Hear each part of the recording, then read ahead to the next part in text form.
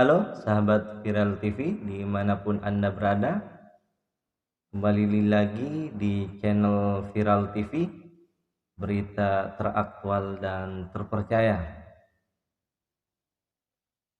Kita kembali lagi pada isu politik nasional terkait dengan Bapak Presiden Prabowo Subianto bersama dengan Wakil Presiden Mas Gibran Rakabuming Raka yang beberapa hari kemarin sudah dilantik baik bersama para menteri dan juga para utusan-utusan menterinya. Kita tahu beliau Presiden Republik Indonesia Prabowo Subianto dilantik pada tanggal 20 Oktober 2024, baru setelah malamnya dipanggil sejumlah kabinet menteri, orang-orang terbaik dari berbagai daerah dipanggil ke Istana Negara untuk dipromosikan kepada awak media, tepatnya pada malam di tanggal 20 Oktober setelah pelantikan.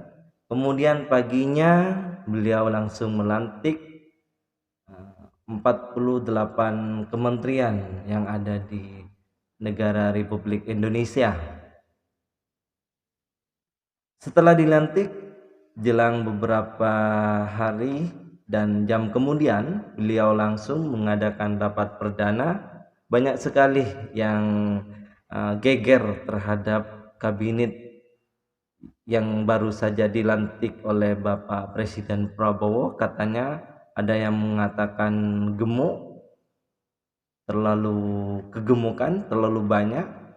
Karena sebelumnya Presiden Jokowi katanya hanya 34 dan sekarang 48, sangat drastis memang, tapi ini merupakan sebuah keputusan presiden yang harus didukung. Ya, banyak juga pengamat-pengamat yang tidak setuju. Kita korek-korek sedikit terkait dengan beberapa pertimbangan pengamat dan kita akurasikan dengan keadaan yang ada di kabinet Prabowo Gibran. Pertama, pengamat mengatakan bahwa kabinet gemuk Prabowo Gibran dikhawatirkan picu konflik antar lembaga. Ya, bisa-bisa saja, akan tetapi tidak mungkin karena setiap pos kementerian itu sudah ada tupoksinya masing-masing. Jadi tidak akan terjadi kerancuan, tidak. Karena sudah ada tupoksi, karena sudah itu dikaji terkait dengan apa saja yang harus dilakukan, misalkan Menko Perekonomian dan juga Menko Keuangan, ini tidak akan mungkin terjadi konflik istilahnya antar lembaga, karena setiap lembaga sudah mempunyai tujuan dan tupoksinya masing-masing. Kalau pengamat tidak tahu, beliau itu pengamat hanya mengamati dari luarnya saja, ya bisa saja, karena kalau berbicara masalah ekonomi tentu berbicara masalah keuangan. Nah, tapi secara teknis itu akan berbeda sekali, baik itu kinerja dan juga tata caranya. Nah, itu yang pertama. Yang kedua juga pengamat mengatakan kabinet gemuk Prabowo berpotensi bebani keuangan negara. Ya, kalau dilihat dari segi kuantitas memang banyak. Tentu kalau sudah banyak pasti membutuhkan biaya yang banyak. Akan tetapi, nah ini yang perlu, kualitas dan efisiensi.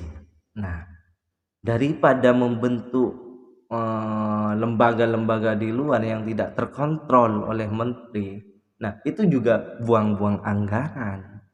Nah, lebih baik disatukan pada orang yang dipercaya presiden untuk mengurus bangsa ini, sehingga presiden gampang untuk menegur satu orang kementerian saja tanpa harus turun ke seluruh Indonesia yang telah katakanlah sudah berjalan sana sini di daerah. Nggak perlu, cukup satu saja, misalkan ada kecurangan atau ketidakpastian, istilahnya ada hal-hal yang mencurigakan misalkan di Kementerian Keuangan, kan tinggal gampang, Prabowo Subianto tinggal memanggil kementerian yang berhubungan dengan keuangan tersebut, begitu.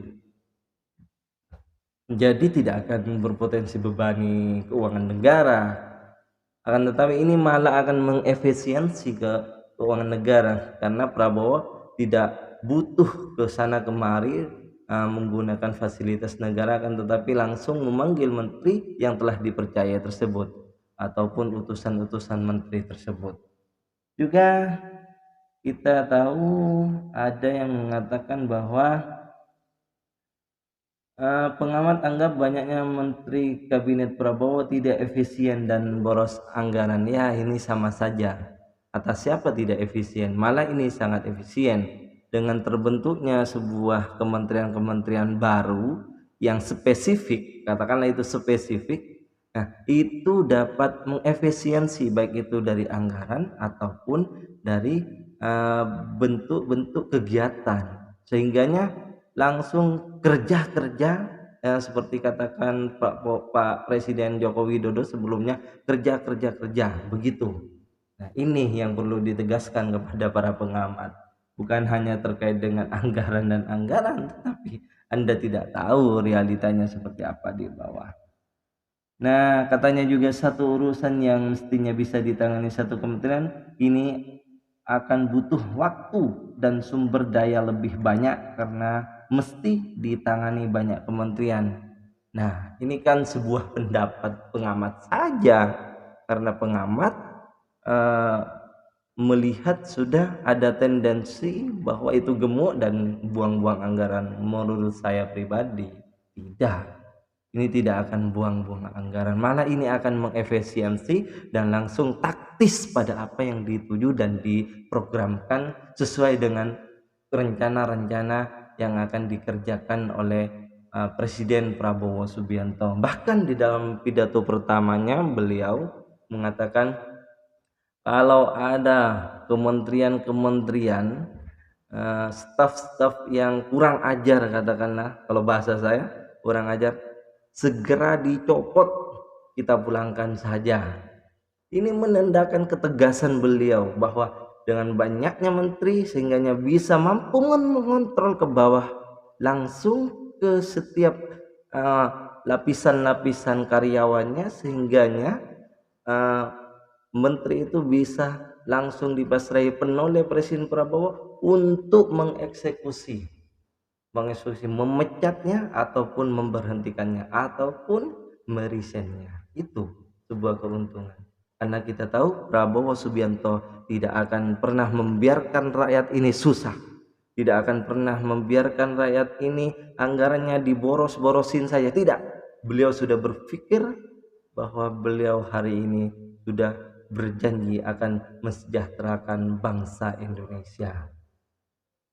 Mungkin ini saja bahasan sepintas terkait dengan pendapat pengamat yang katakanlah di situ selalu repot terkait dengan kabinet gemuk Prabowo. Prabowo sudah menjelaskan, dan kekayaan Prabowo kita tahu berapa, 2 triliun. Beliau tidak akan pernah mengambil sepeser pun, menurut saya, anggaran-anggaran dari yang ada di APBN. Dan beliau, karena beliau sudah bersih, otomatis ke bawah, ke menterinya, ke staf menterinya, bahkan ke karyawan-karyawan di bawahnya, staf-staf kementeriannya, pasti langsung akan dihilangkan dan dibumi hanguskan, bahkan akan dipecat, kalau bisa dihukum dan dihabiskan, menurut beliau. Itu saudara-saudara sahabat channel TV yang berbahagia dimanapun berada. Jadi menepis tudingan-tudingan tersebut, sahabat-sahabat channel Viral TV, itu hanya sebuah dinamika politik saja, tapi saya yakin beliau akan mampu dan sudah menghitung seberapa fungsi 48 kabinet yang dilantik tentu sudah menjurus dan sesuai dengan kebutuhan-kebutuhan yang ada di negara Republik Indonesia. Mungkin ini saja yang dapat saya sampaikan kepada sahabat-sahabat Viral TV dimanapun Anda berada. Jangan lupa klik tombol lonceng subscribe-nya sekaligus komennya, karena komen Anda sangat berpengaruh atas kreativitas dan perkembangan-perkembangan isu yang ada di bangsa ini. Dari saya, ihdinas siratal mustaqim wallahul muwaffiq ila aqwamit thoriq. Wassalamualaikum warahmatullahi wabarakatuh. Salam perdamaian.